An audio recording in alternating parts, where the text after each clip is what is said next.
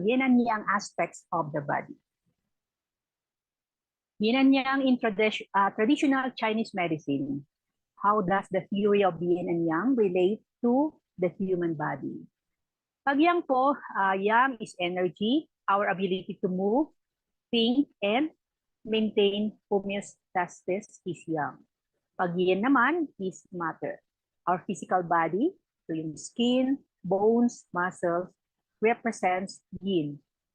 Just as we cannot walk without legs or run without energy, yin cannot exist without yang, and yang cannot exist without yin. So checks and balances, how yin and yang maintain life. So in our body, yang produces energy. Ito yung energy chi. Sympathetic system, fight and flight, daily functions. Pag yin naman, produces form, skin, bone, muscles, blood, body fluids. Parasympathetic system, ito yung rest and digest. Nightly functions. So normal body functions depende po sa balance ng yin at saka yang. Punta tayo sa environment. Environmental yang, summer is full of yang, so my heat and sunshine. Our body spends time outdoors to vent internal heat. Ito yung yang, and preserve yin.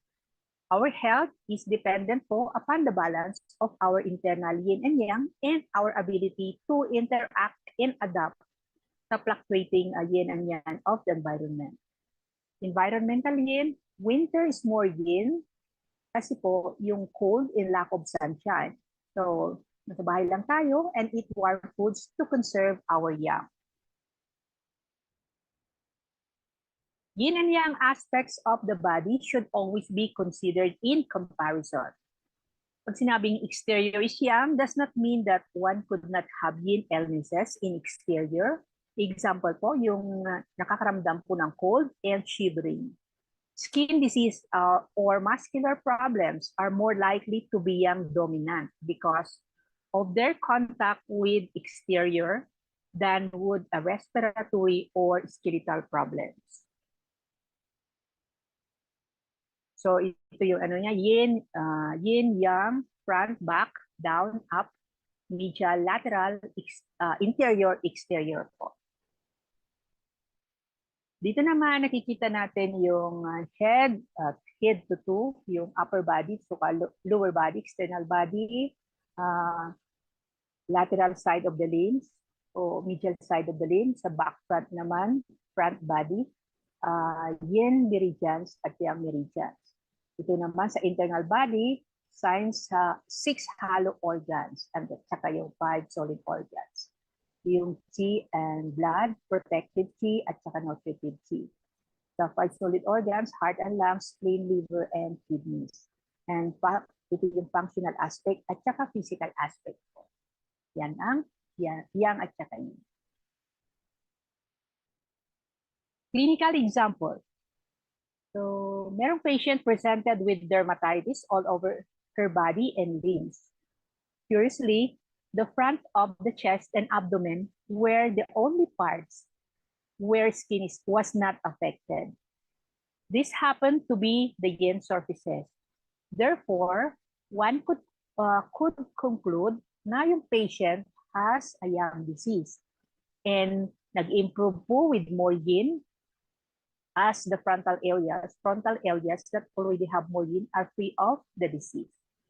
You could make the same assumption if someone had acne rosacea with a red face but cold, pale feet. Another patient presented with pain and edema in the joints of her feet. After suffering with these pains for over a year, nag-start siya na getting pain in the knees and hips. Because of the pains are mainly in the lower part of the body, this would be a yin disease. Pag yung patient naman had pains mainly sa hands, elbows, neck, and shoulders, this would most likely to be yang disease po. It is possible to have arthritis of joints in both upper and lower parts and eczema all over the body. Then we cannot use these concepts for differentiating the symptoms, but we can use other comparisons instead. Yin meridians flow along the medial and ventral side of the arms and legs.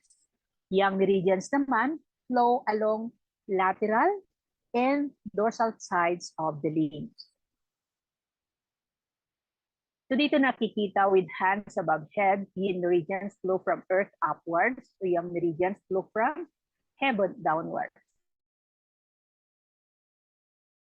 The yang hand meridians. Yin and yang surfaces are based on the time when man was an ape and walked in his four legs, dorsal and lateral parts that were exposed to exterior climatic factors. So ito yung protecting side, became yang surface. These areas have more body hair in order to cover and protect the body. Ventral and medial sides were the protected surfaces. They naturally became yin surfaces.